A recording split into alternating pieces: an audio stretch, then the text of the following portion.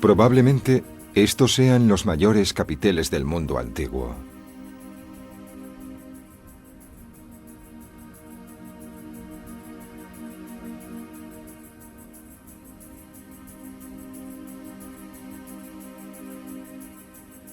A una altura de 20 metros, aguantaban los techos del palacio más colosal de la antigüedad.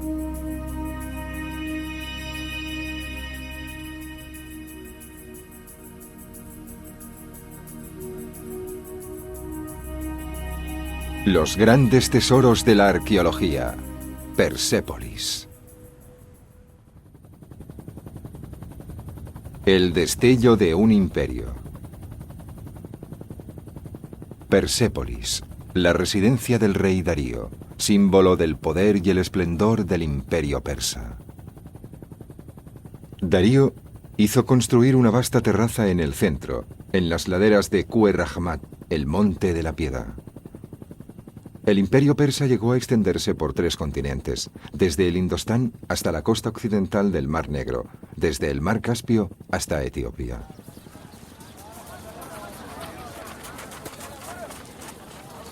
Estamos a principios de abril, 13 días después de Nuruz, el Año Nuevo persa. Es habitual pasar estos días fuera de casa. La meseta de Persépolis goza aún de una agradable temperatura. Más tarde se volverá insoportablemente cálida.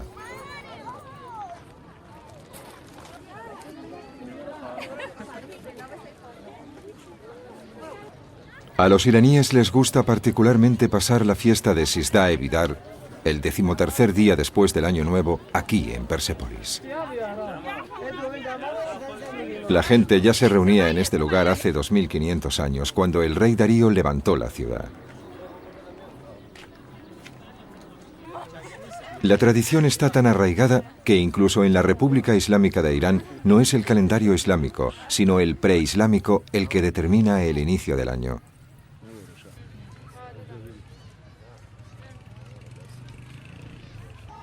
Todo aquel que puede pasa el día fuera de casa. Un espléndido picnic es el momento álgido de la fiesta, cuyos orígenes probablemente se remonten a la era aqueménida, la época en la que Darío, el rey de los persas, perteneciente a la dinastía aqueménida, ordenó construir Persépolis sobre el año 520 a.C. Persépolis es un lugar precioso, por eso todo el mundo lo visita, incluso desde el extranjero. Es un lugar muy agradable y hay unas vistas bellísimas. Es una especie de peregrinaje, especialmente durante el Sizdah-e Bidar. Todos los años venimos a Persépolis para el Sizdah-e Bidar, porque este lugar perteneció a nuestros antepasados. Visitamos este lugar para asegurarnos que nuestra memoria no desaparecerá jamás. Solo venimos aquí, el resto de las ruinas nos resultan indiferentes. Por eso no vamos.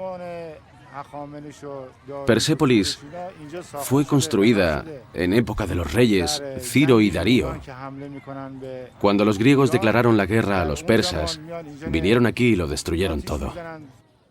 Centremos nuestra mirada en la historia del imperio persa y de su capital, Persépolis.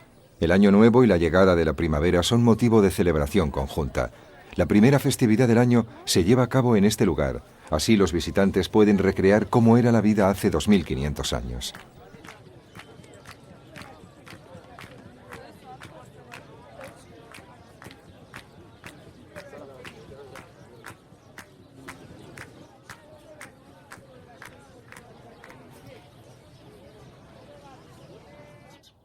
La entrada es impresionante. 7 metros de ancho, con escaleras simétricas que llevan desde la llanura a la terraza de Persépolis, 15 metros por encima. Los escalones son bajos, posiblemente para facilitar la entrada a la terraza a los jinetes que llegaban montados a caballo. Tras un giro de 180 grados, las 2 escaleras se unen en una plataforma central ante una gran puerta.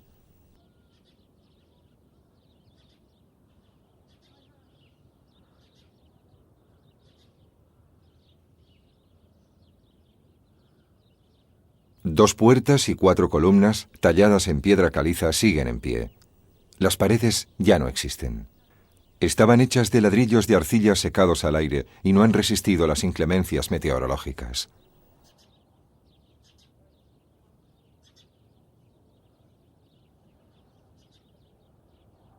Fue el rey Jerjes, el hijo de Darío, el que hizo construir la estructura de esta puerta.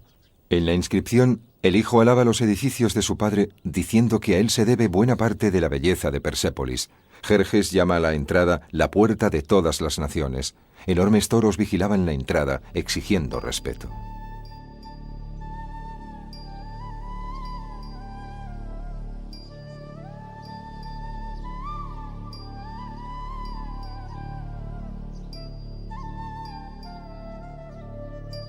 Hasta hoy, la ciencia solo había conseguido reunir plantas de la edificación, detallados dibujos y una maqueta. Fueron obra de los arqueólogos Friedrich Krefter y Erich Smith, que empezaron a excavar una Persépolis medio enterrada en 1930.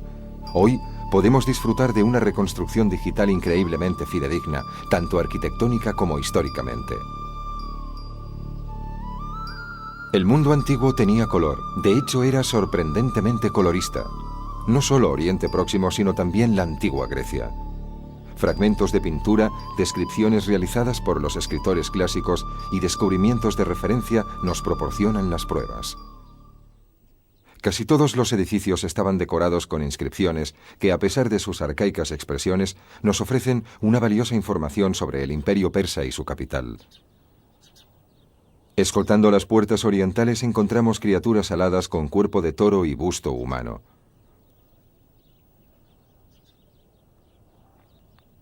Las patas traseras de estos animales aparecen en relieve en las paredes de la puerta y las patas delanteras pueden verse esculpidas. Y las cabezas están adornadas con una corona de plumas. Guardan una enorme semejanza con las figuras del arte asirio. La investigación académica en Persépolis empezó alrededor de los años 30, cuando se organizaron las primeras excavaciones arqueológicas sistemáticas. Los viajeros que visitaban las ruinas parcialmente enterradas a menudo intentaban reconstruirlas. El último intento del que hemos visto una parte es obra de dos arquitectos.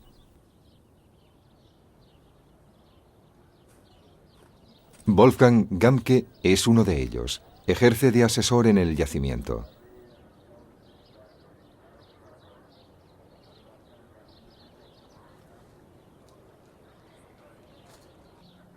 Volverá a casa con varios miles de fotos.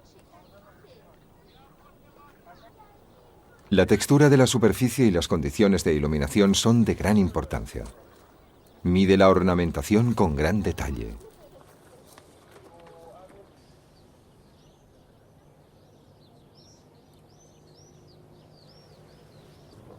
Y compara su trabajo con el realizado por el arquitecto y arqueólogo Friedrich Krefter en su reconstrucción.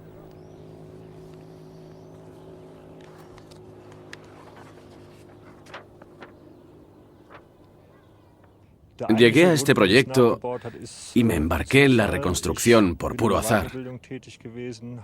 Yo trabajaba en el mundo de la docencia y no tenía ningún proyecto a la vista. Fue entonces cuando mi amigo y colega, el señor Afami, vino a verme y me sugirió hacer un proyecto juntos. Y sin pensarlo le dije que sí, sin darme cuenta de lo que conllevaría. Lo que siguió fue un montón de trabajo, pero de lo más interesante, ya que pone de relieve una historia fascinante, un marco histórico que no esperaba encontrar. El almacén del Museo Pergamon de Berlín contiene una maqueta realizada por Friedrich Krefter, el iniciador de las excavaciones en Persépolis en 1935.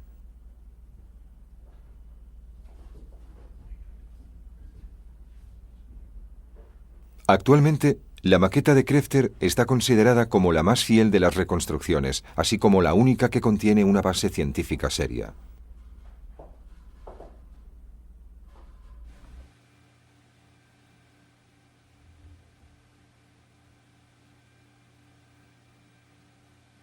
Wolfgang Gamke y su compañero Kurosh Afami han reconstruido Persépolis, una Persépolis virtual, por supuesto, aplicando el mismo software de animación que usan los arquitectos y los urbanistas.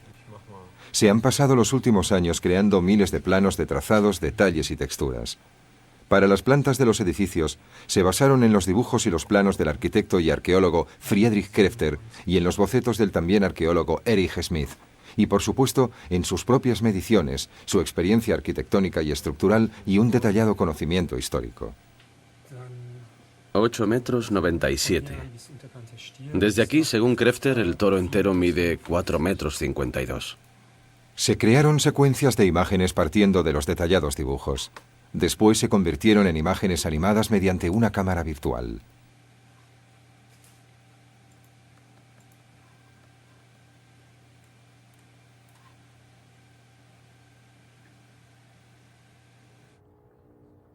Los ejércitos de Alejandro, el rey de Macedonia, destruyeron Persépolis en el año 330 a.C., seguramente incendiándola.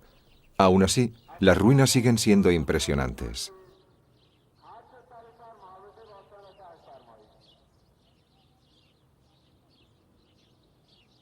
Si los pilares rotos, los frisos dañados, los restos de puertas y los relieves despiertan aún hoy nuestra admiración, ¿qué habrían provocado con su aspecto original hace 2500 años? Aquí antes no había ninguna fortaleza, la erigí por voluntad de Ahura Mazda y la construí para que durase, hermosa y fuerte, como pretendía. Darío hizo cincelar esta sentencia en la pared sur, cuando levantó Persépolis en los llanos de la meseta central persa alrededor del año 520 a.C.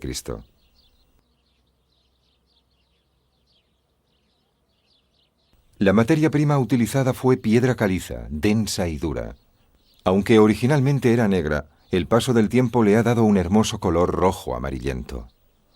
A juzgar por la mampostería, los constructores debían tener herramientas similares a las de los picapedreros actuales: bujardas, picos de piedras, picos de 2 puntas y cinceles dentados de diferentes grosores y medidas.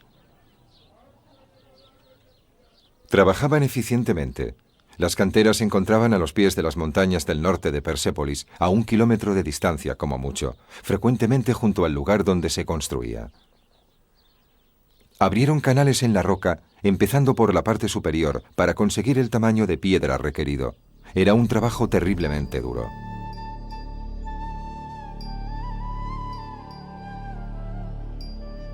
Indudablemente fue el mayor proyecto de construcción del mundo antiguo, y el rey Darío fue su impulsor en la meseta de Persépolis, en las laderas de Kue Rahmat, en el corazón de Persia. Persépolis iba a convertirse en el eje de su imperio, un símbolo de poder.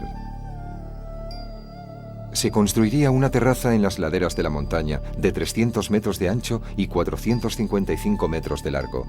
Las enormes paredes exteriores tendrían 15 metros de altura. Fueron necesarios muchos artesanos. Los picapedreros eran jonianos y lidios, los orfebres eran de Media y de Egipto, los carpinteros lidios y egipcios, los hombres que trabajaban las baldosas eran babilonios. Así queda recogido en una inscripción en el palacio de Susa que se edificó al mismo tiempo. En ningún documento escrito se habla de esclavos. Sin embargo, hay documentos que describen un complejo sistema de salarios en el imperio persa. El rey Darío nunca llegó a ver la construcción finalizada. Sus sucesores le añadieron detalles, la completaron y la cambiaron. Persépolis llegó a su aspecto definitivo bajo el mandato del rey Artajerjes II, que gobernó hasta el año 337 a.C. 170 años después del inicio de la construcción, 7 años antes de que fuera destruida. Incluso en ese momento, hace 2500 años, la gente acudía en masa a Persépolis con motivo de las celebraciones del Año Nuevo. Había mucho que ver. Llegaban delegaciones de todo el imperio. Los palacios debían inspirar respeto y admiración entre los dignatarios de los pueblos de Oriente Próximo, obligados a pagar tributos. En Nuruz, el Año Nuevo persa, debían presentarse ante los reyes aqueménicos Darío, Jerjes, Artajerjes, para rendirles homenaje y ofrecerles presentes.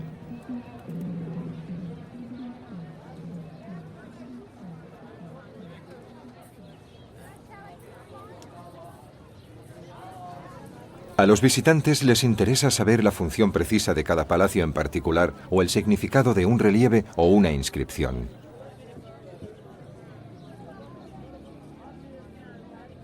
Pero los arqueólogos e historiadores muchas veces solo pueden ofrecer suposiciones e interpretar los hallazgos. Incluso los nombres de los palacios son hipotéticos. Este es uno de los que nos ha llegado mejor conservados. Se conoce como el Palacio de Darío. No cabe duda de que la obra se terminó en vida de Darío, porque encontramos inscripciones que así lo atestiguan.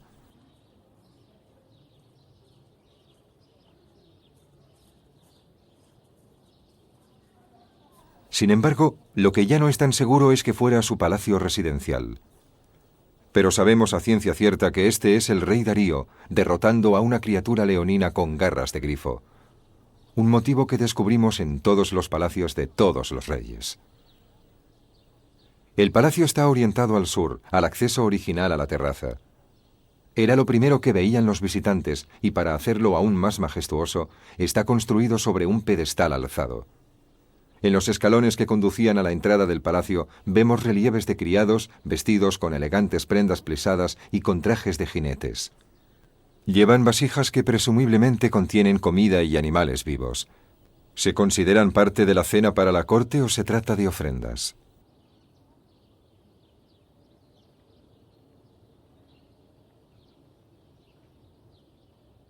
Hay sólidos argumentos que apoyan ambas teorías.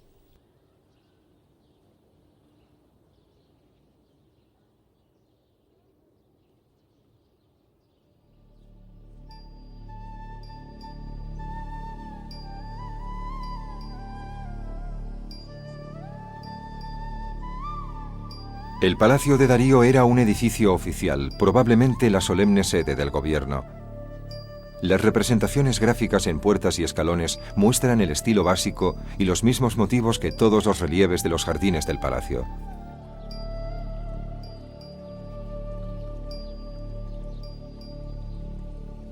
La reconstrucción muestra el palacio una vez completado todo el edificio. Los marcos de la puerta y las ventanas, los escalones y las columnas del pórtico están bien conservados, así que conocemos la altura del techo. No hay pruebas arqueológicas que demuestren la existencia de este jardín. Sin embargo, no es descabellado pensar que aquí podíamos encontrar un jardín irrigado artificialmente, algo de una importancia vital en la arquitectura persa.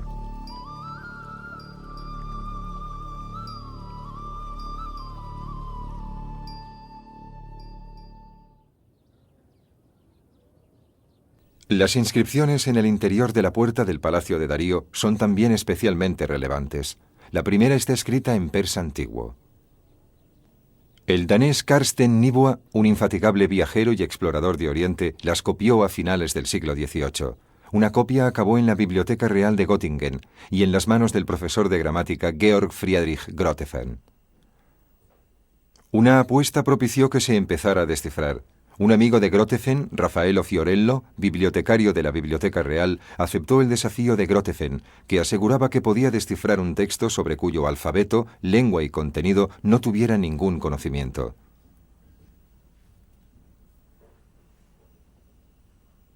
El envite estaba en marcha.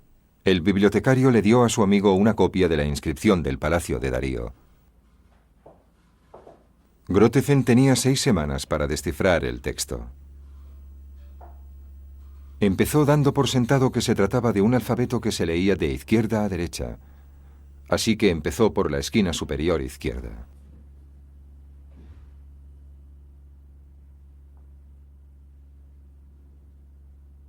Interpretó las marcas oblicuas en forma de cuña como divisores de palabras. En la primera línea señaló 2 palabras. La segunda palabra de la primera línea se repite también en la segunda línea. Aquí está la palabra del medio. La siguiente palabra de la segunda línea vuelve a empezar con la misma secuencia de caracteres y continúa en la tercera línea, aunque aquí vemos 3 caracteres extra.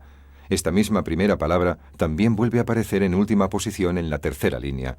Dedujo que la palabra era Darius, el nombre bíblico del rey Darío. Según Grotefend, la inscripción reza: Dareus, el gran rey, rey de reyes, rey de las tierras, hijo de Histaspes, hijo de los aqueménidos que construyeron este palacio. Se había encontrado una pequeña puerta de acceso al alfabeto persa. La entrada principal, sin embargo, se encontraría en la carretera de Ecbatana a Babilonia. Ali Asghar Sarin inicia su descenso por la cara del despeñadero de Bisotún.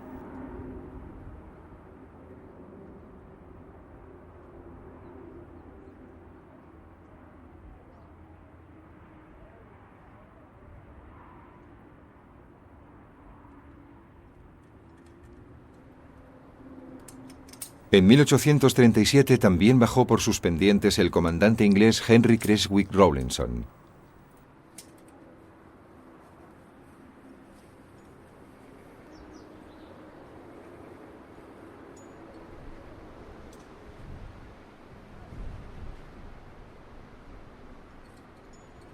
El despeñadero tiene algo muy especial.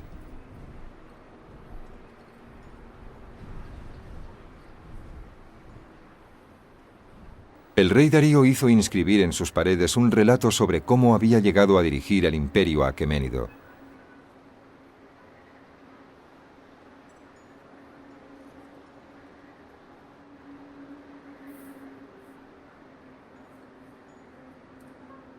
Los relieves y las inscripciones no se pudieron hacer desde el pie del despeñadero.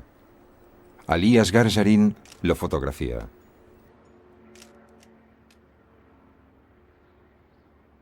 Rawlinson descendió todos los días durante semanas y meses para copiarlo.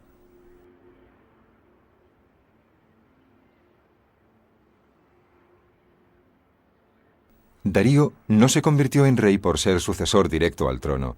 Era el sobrino del rey Cambises, que murió durante una campaña militar en Egipto. Cambises era hijo de Ciro el Grande. Textos y grabados muestran cómo prevaleció ganando batallas internas contra sus rivales.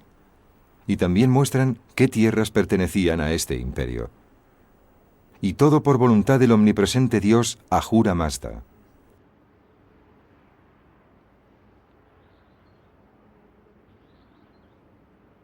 En el relieve de Bisotún encontramos 3 lenguas distintas, elamita, babilónico y persa antiguo cuneiforme, que Darío había puesto especial interés en desarrollar.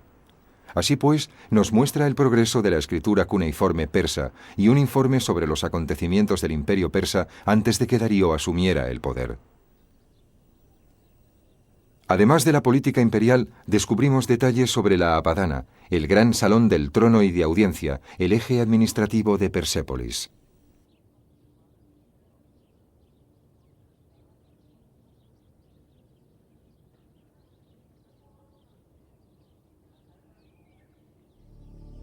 Sobre el ancho pedestal adornado con relieves, al que se podía acceder por el norte y el este a través de 4 escalones, se levantaba una sala de banquetes que superaba a los demás edificios de la terraza de Persépolis en altura y grandeza.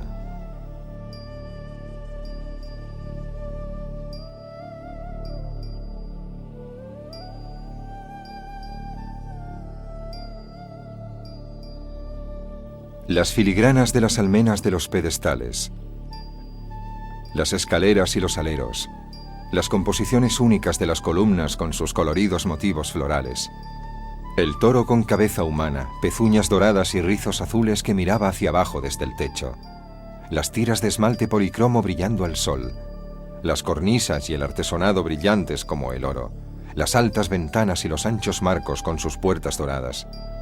Todo eso generaba un ambiente imponente, el eco del cual aún resuena y escuchan los actuales visitantes de Persépolis.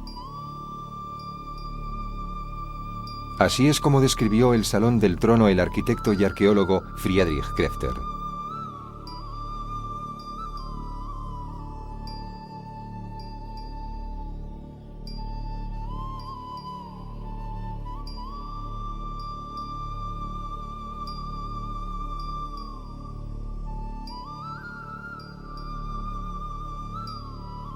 El objetivo de nuestros dibujos y nuestras reconstrucciones en maquetas es recrear parte de ese ambiente, escribe acerca de su trabajo.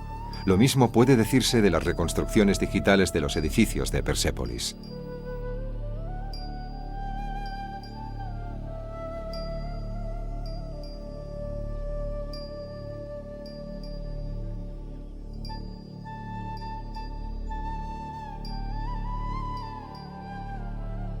Cada año nuevo, cuando tiene su inicio la primavera, gente de todos los rincones del imperio persa se congrega en la gran plaza que hay delante de la Apadana.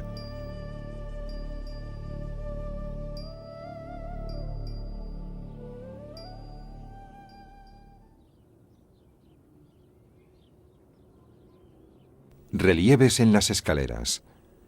El omnipresente motivo del león y el toro enfrentados, en el que alternativamente ganan uno u otro, se considera un símbolo del cambio diario del día a la noche.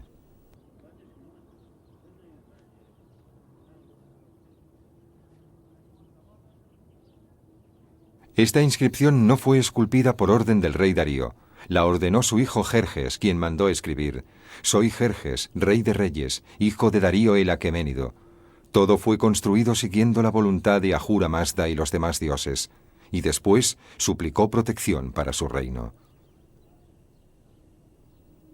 El rey Jerjes no terminó el edificio hasta después de la muerte de su padre.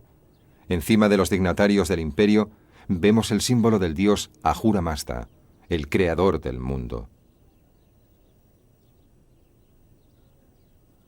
Darío nunca vio la gran sala de audiencias completada, pero fue él quien decidió construirla. Simbolizaba su concepción de la jerarquía del Estado.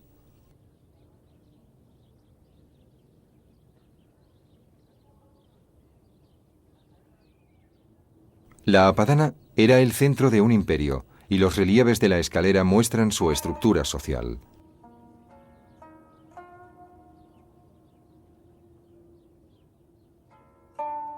Aquí vemos el Nuruz, la fiesta de Año Nuevo. Los dignatarios imperiales se acercan al trono. Aún no han llegado, charlan y bromean.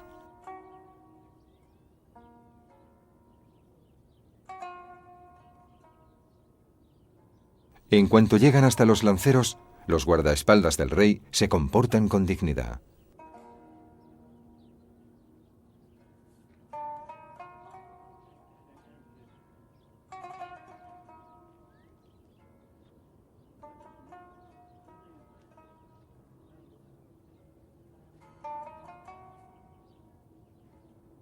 Se acercan al trono en 3 filas. Caballerizos, mozos de cuadra y cocheros traen sillas de caballos y carruajes reales.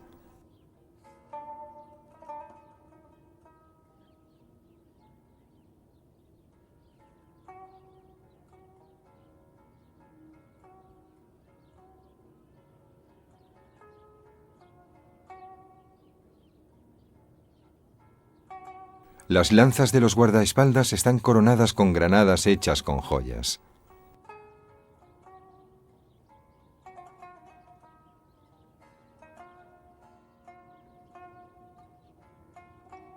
Para protegerlas y que no resultaran dañadas, sujetaban las lanzas sobre sus pies. Son los llamados cargadores de manzanas. Los enviados de los pueblos a los que se les exige un tributo se acercan al trono. Esta es la delegación armenia. En cabeza, distinguido por su elegante ropa plisada, vemos a un oficial de la corte que lleva al líder armenio de la mano, como intentando calmar su temor al gran rey.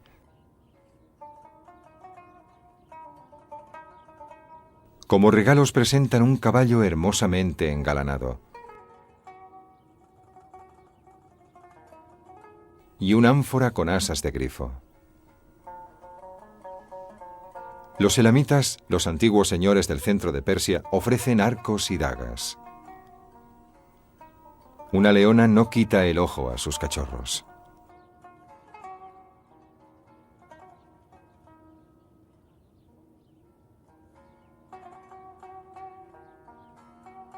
Formarán parte del coto de caza del señor. Nuevamente, un dignatario persa escolta a los enviados. Los babilonios ofrendan un cebú, una imagen pacífica. Los enviados de los pueblos conquistados no son representados como sujetos vencidos, sino que se acercan al gran rey con alegría y por propia voluntad.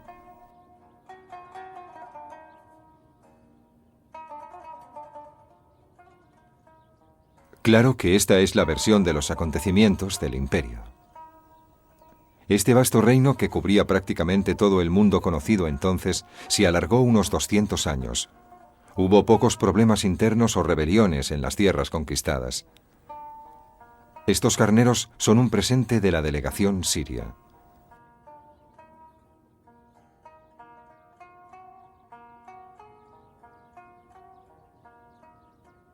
Los lidios eran originarios de Asia Menor. Los regalos son un testimonio de la riqueza de este pueblo, cuyo último rey fue Creso. Un caballo con su carruaje completo, valiosas ánforas y joyas de oro.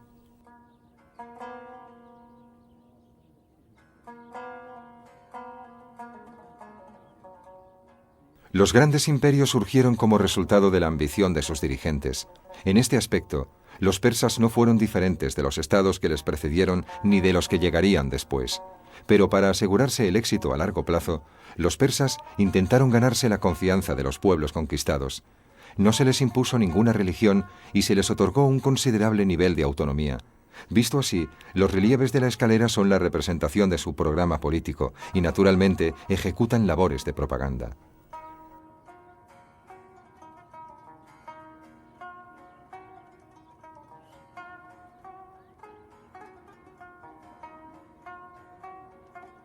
Desde la zona más meridional del imperio llegaron los etíopes. Su regalo, una jirafa.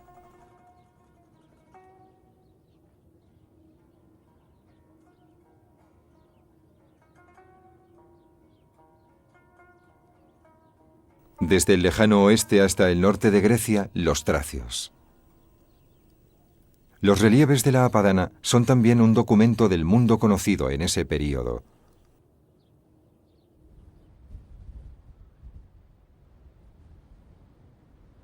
La figura principal, el rey, no aparece en los relieves, recibiendo a los cortesanos y a las delegaciones del imperio. Descubriremos el motivo un poco más tarde.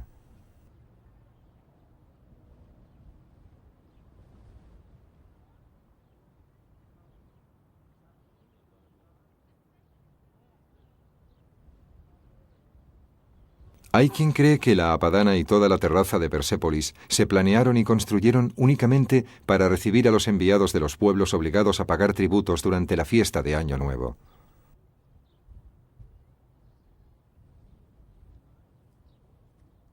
Esta teoría toma como indicio que el imperio tenía otras dos capitales, Susa y Ecbatana.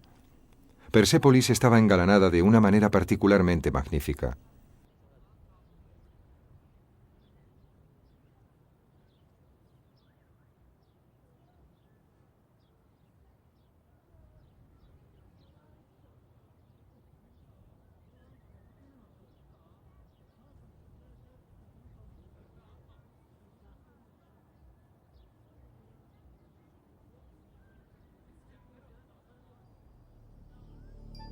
No tenemos pruebas de que los colores de los capiteles de las columnas sean los originales, pero sabemos que estaban pintados.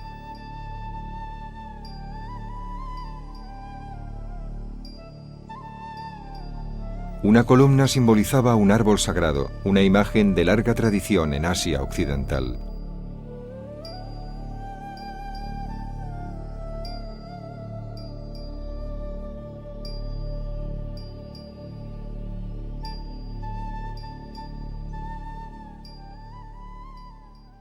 Estos relieves hechos con mosaicos nos dan una idea de su color original.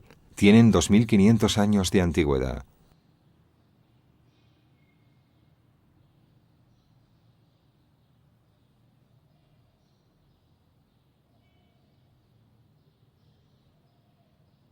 Los guardaespaldas del rey. Los mismos motivos que los relieves de Persépolis.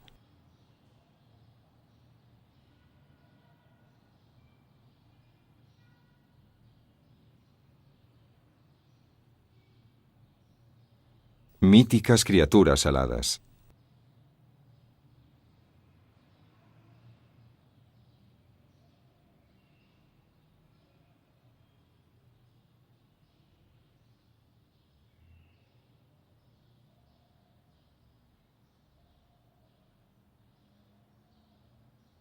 Una representación del dios Ahura Mazda. Sin embargo, estos relieves no son de Persépolis, sino de Susa, una de las capitales del imperio persa.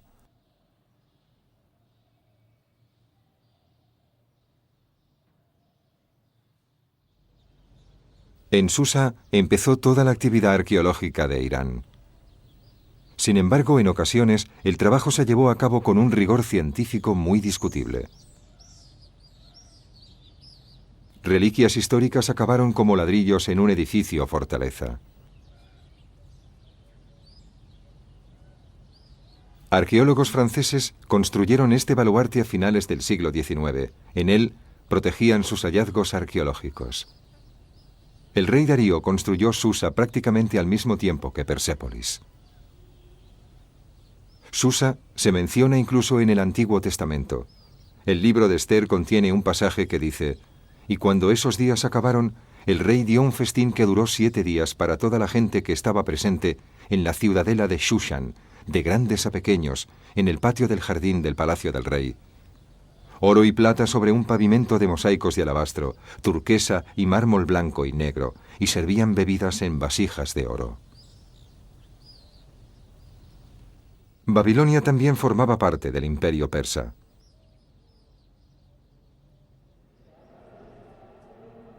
Esta es la puerta de Ishtar, en Babilonia. Era parte de un camino procesional utilizado a principios de año, en primavera.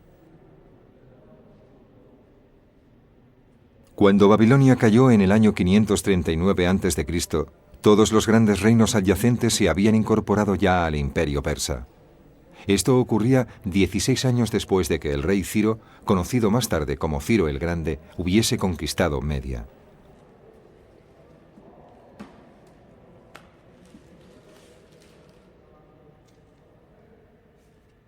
Ciro, tío abuelo de Darío, también conquistó Babilonia.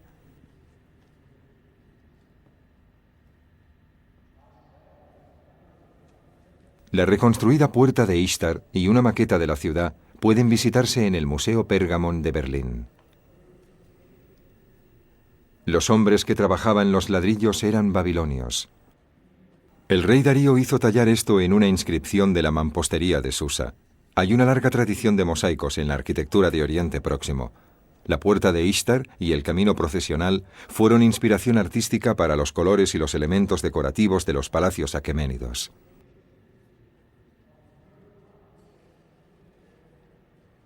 A apenas unos kilómetros de Susa se encuentra Choga Zambil.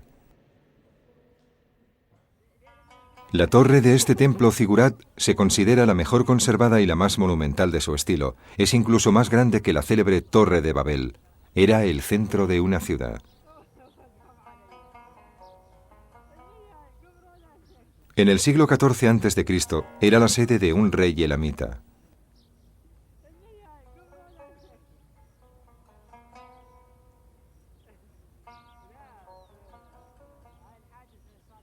Elam llegó a ser uno de los centros de poder político más importantes de Oriente Próximo. Tan poderoso que incluso arrebató a los babilonios la famosa estela del Código de Hammurabi y la trajo aquí. Actualmente el códice se halla en el Museo Louvre de París. En el siglo VI a.C., el imperio elamita estaba supeditado al imperio persa. Aunque Elam ya no era un poder político en la región, los elamitas ejercían una gran influencia sobre el imperio persa. Los escribas elamitas eran los responsables de la administración central.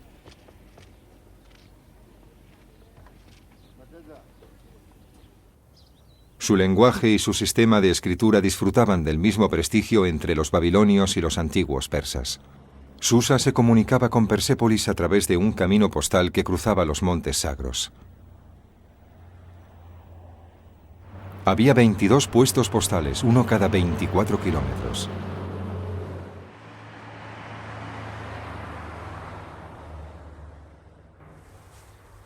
No he considerado Persia como una tierra que deba pagar impuestos, ya que la tierra persa está exenta de cualquier impuesto, informa el gran historiador griego Heródoto al hacer una lista de impuestos de los diferentes reinos persas. Pero estaba equivocado. También los granjeros y los artesanos del centro de Persia tenían que pagar impuestos. Se ofrecían cebada, dátiles, higos, nueces, aceite, pequeños animales de granja, ganado y caballos. La tierra que rodeaba Persépolis era fértil. Un ingenioso sistema de irrigación que proveía de agua del deshielo de las montañas a la fértil meseta garantizaba buenas cosechas. Fincas reales, granjeros independientes y grandes terratenientes eran habituales en esta tierra. Junto a ellos había minifundistas y arrendatarios. Los terratenientes proporcionaban a los agricultores semillas y agua. Los arrendatarios, a cambio, estaban obligados a entregar una proporción predeterminada de su cosecha. En el caso de la cebada, por ejemplo, tenían que dar 10 veces la cantidad de semillas. La tierra producía poco más que eso.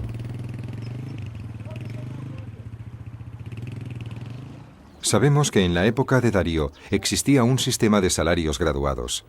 Los salarios se pagaban en especies. El salario mínimo consistía en 1 litro de cebada al día, suficiente para hacer una hogaza de pan de medio kilo. A continuación, se situaban las cuotas especiales habituales, consistentes en cerveza, carne o fruta. No sabemos cómo eran los pueblos y los asentamientos en la época aqueménida. Hasta ahora solo se han excavado los centros de poder más importantes. El historiador romano Diodorus Siculus describe una región densamente poblada. Aunque por supuesto también había nómadas.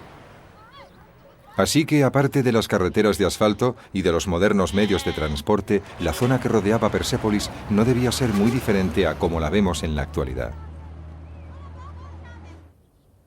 Tampoco sabemos mucho sobre el día a día de los ciudadanos corrientes. Los documentos se escribían sobre cuero o se grababan sobre pequeñas tablas de arcilla, pero la gran mayoría de ellas no se han conservado. Solo algunas pequeñas tablas de arcilla se cocieron y endurecieron en el incendio que asoló Persépolis. Gracias a ellas, conocemos algunos detalles sobre la vida cotidiana en el Imperio Persa. No se sabe mucho sobre los cultos y los actos religiosos persas. Ahura Mazda, el creador del mundo, por cuya voluntad Darío se convirtió en dios de los persas, es invocado continuamente. Apodado el Tripilón por los arqueólogos debido a sus 3 entradas, este edificio se construyó en ángulo recto con el gran salón del trono, pero su función aún no se ha determinado concluyentemente.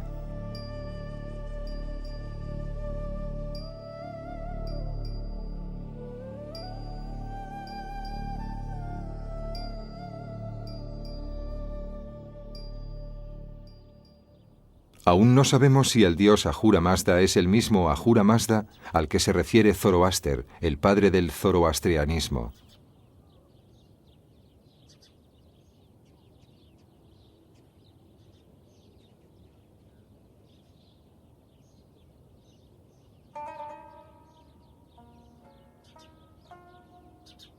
Esta es la escultura animal más grande de la terraza de Persépolis. Originalmente eran 2. Su compañero está ahora en el Museo de Chicago. Los toros vigilaban la entrada de una habitación cuya función no está clara. Los relieves de la entrada norte muestran al rey entronado con los dignatarios del imperio. Son conducidos por los guardias del rey.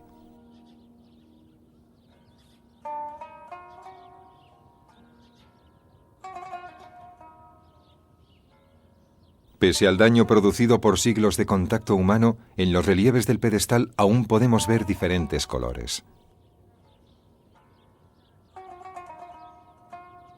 La línea del tiempo, que muestra la altura hasta la que estuvo enterrado el edificio. La gran sala, 1000 metros cuadrados más grande que la Apadana, fue construida por Jerjes, el hijo de Darío. 100 columnas aguantaban el techo, de ahí su nombre, la Sala de las 100 columnas. La función del edificio es objeto de debate. Suponemos que Jerjes ambicionaba una sala mayor que el magnífico Salón del Trono construido por su padre Darío.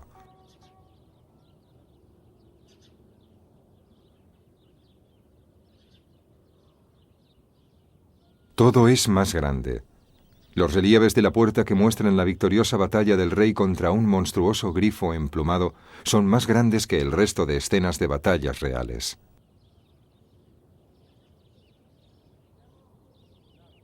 Las columnas, que dan a la sala una sensación de amplitud, debieron resultar impresionantes y turbadoras para cualquiera que se hallase aquí.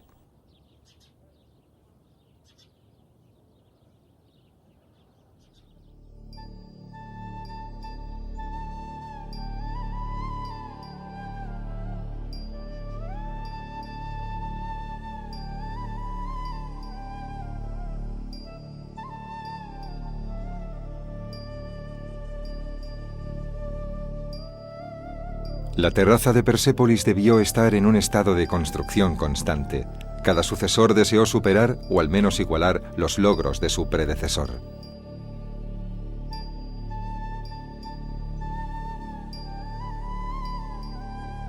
Este deseo fue aparentemente muy pronunciado en Jerjes, el hijo de Darío.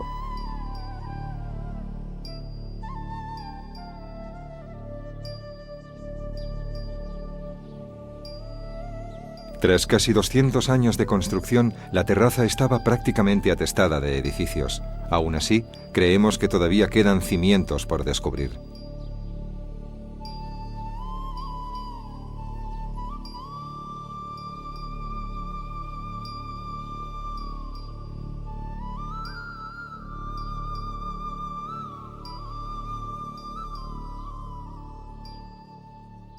Las impresionantes ruinas, pese a estar parcialmente enterradas, han atraído a los viajeros europeos, mercaderes y diplomáticos en su mayoría desde el siglo XVI. Se han publicado dibujos, intentos de reconstrucción y más tarde fotografías. Sin embargo, la investigación académica sistemática no empezó hasta las excavaciones de 1931. Primero fueron Ernst Herzl y su arquitecto Friedrich Krefter, después el Instituto Oriental de Chicago. La Dirección General de Antigüedades iraní lleva a cabo excavaciones, investigaciones y restauraciones desde los años 40.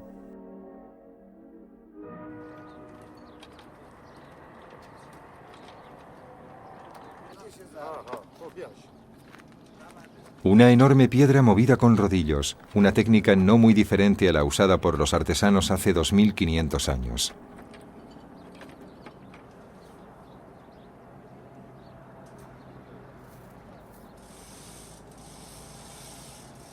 Así es como se trabaja en una excavación arqueológica. La maquinaria moderna produce vibraciones muy violentas y ello podría ocasionar daños muy serios. Así que se usan un bloque y un aparejo para mover la pesada sección milímetro a milímetro. La construcción se encuentra a unos metros al sur de la terraza. Se está excavando y restaurando una tumba real incompleta. Llevamos 40 años trabajando aquí, restaurando y reconstruyendo el lugar. Muchos de los métodos que usamos son los mismos que utilizaban los primeros responsables del yacimiento. Podemos trabajar mejor y de forma más fiable con la criba y las poleas que pueden ver aquí. Las nuevas herramientas, especialmente las cribas modernas, también tienen sus limitaciones. Solo las podemos usar para ciertos trabajos y tienen que planearse bien. Podemos mover piedras pesadas de 70 a 100 kilos con más confianza con nuestros métodos. Sin embargo, para proteger los restos, en un futuro tenemos previsto usar materiales modernos, como fibra de carbono en lugar del acero. Pero básicamente, el trabajo es más sencillo y más seguro usando los métodos tradicionales. Se han descubierto algunas tumbas superpuestas a la terraza en las laderas de Kuer Ahmad. Esta tumba está en la montaña de Artajerjes III, rey de los persas desde el año 358 al 337 a.C. Los relieves son similares a los que vimos en los palacios, el dios Ahura Mazda reverenciado. Los pueblos conducen al gobernante.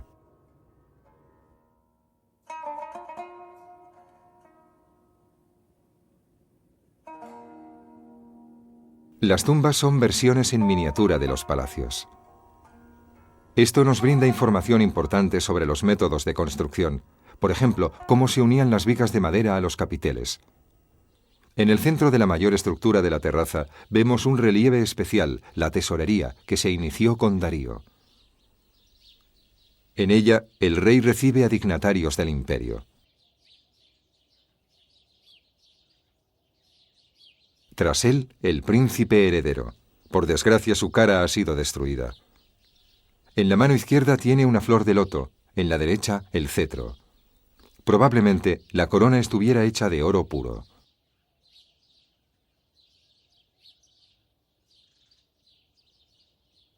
El relieve se considera una obra maestra del arte aqueménido por su detallada composición de los objetos y la gente.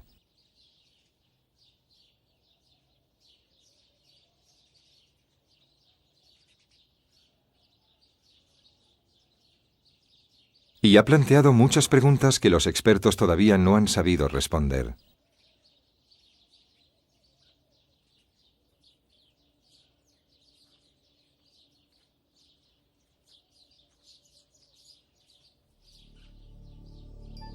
¿Quién es el rey?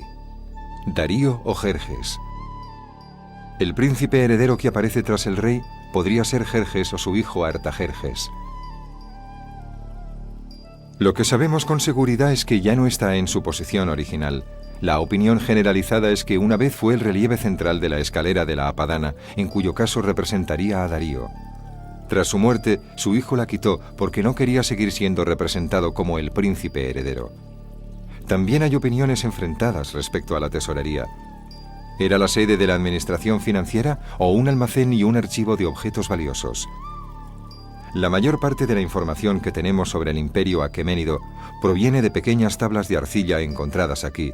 El fuego originado por los soldados de Alejandro las coció y las endureció. Así es como las tablas de arcilla se han conservado.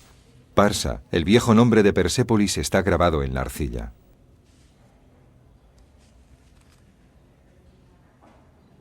Lo ha escrito Sharok Resmayou, un investigador del Museo Nacional de Teherán. Las tablas de arcilla, miles de las cuales fueron encontradas en la tesorería, son documentos principalmente administrativos sobre pagos al personal de la Casa Real.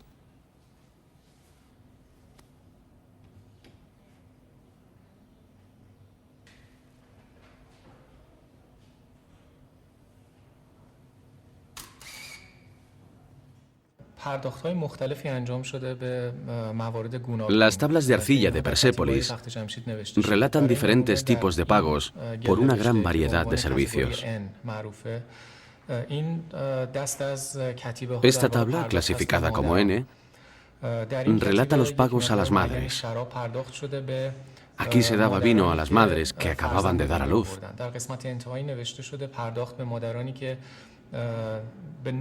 A 9 madres que dieron a luz niños y a 6 madres que dieron a luz niñas. El vino que recibieron podía cambiarse, como el dinero, por otros bienes. La mayoría de las tablas de arcilla de Persépolis, que contienen detalles de pagos, se hicieron de la misma manera. El escriba aguantaba la tabla entre su dedo pulgar y los demás, y por eso muchas veces se observan huellas en el lado izquierdo. La primera línea de la tabla empezaba arriba. La pluma se apretaba contra la arcilla, dejando huellas rayadas. Después esas líneas se rellenaban con escritos. Si cometía un error, podía igualarlo, ya que la arcilla aún estaba húmeda, y hacer la corrección. La inscripción estaba sellada en la esquina superior izquierda para hacerla oficial. A veces, si el reverso permanecía en blanco, también se sellaba para evitar que se realizaran entradas posteriores. Aquí se pueden ver agujeros a ambos lados, por los que podía pasar un trozo de cuerda, con los que se colgaban y archivaban las tablas. Un grupo de escolares mira un relieve en el Museo Nacional de Teherán.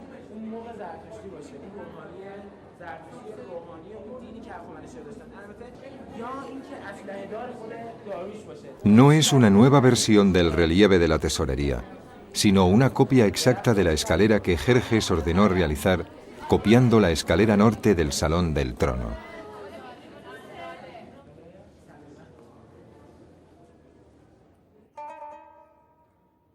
Darío el rey declara: "Este es el reino que poseo, desde Escitia, más allá de Sogdiana, hasta Etiopía, desde India hasta Lidia".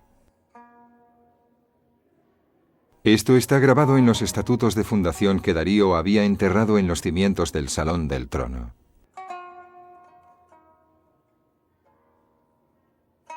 ¿Cómo pudo un imperio tan grande durar tanto tiempo?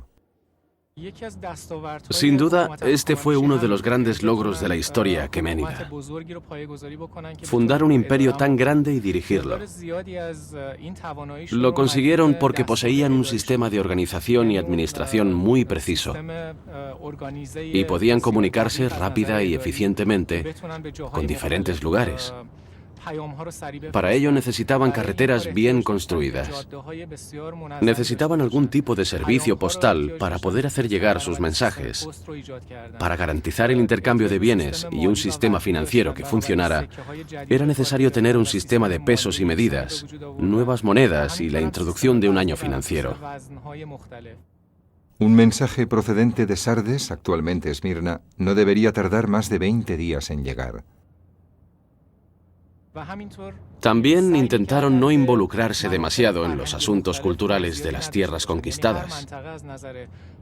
Cada región disfrutaba de total autonomía religiosa y cultural. A los aqueménidos no les interesaba destruir el tejido cultural de una tierra.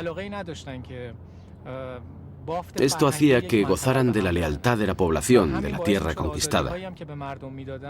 No tenían que ejecutar gente ni reclutar tropas. No expandían demasiado su zona de influencia. Se mantenían en los límites razonables que les permitían asegurar un gobierno eficaz. Por eso se mantenían en las fronteras del norte, el sur, el este y el oeste, y no avanzaban más. Su imperio abarcaba 3 continentes, y con eso ya tenían suficiente.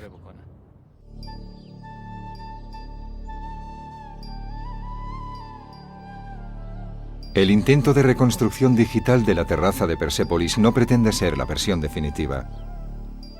Los continuos trabajos de investigación y las excavaciones que se llevan a cabo sacarán a la luz nuevos descubrimientos. Los intentos de reconstrucción podrán completarse y aportarán datos novedosos. Se cuenta que Alejandro, después de que sus soldados arrasaran la terraza de Persépolis, en el año 330 a.C., visitó las ruinas y no pudo dejar de sentir remordimientos. Desde Persépolis se dirigía un imperio ejemplar por su organización y su administración. Pero quizás lo más importante sea que se trataba de un imperio cuyos habitantes, incluso los de las tierras ocupadas, eran tratados con dignidad y tolerancia, especialmente en cuestiones religiosas y en el ejercicio y aplicación de la ley.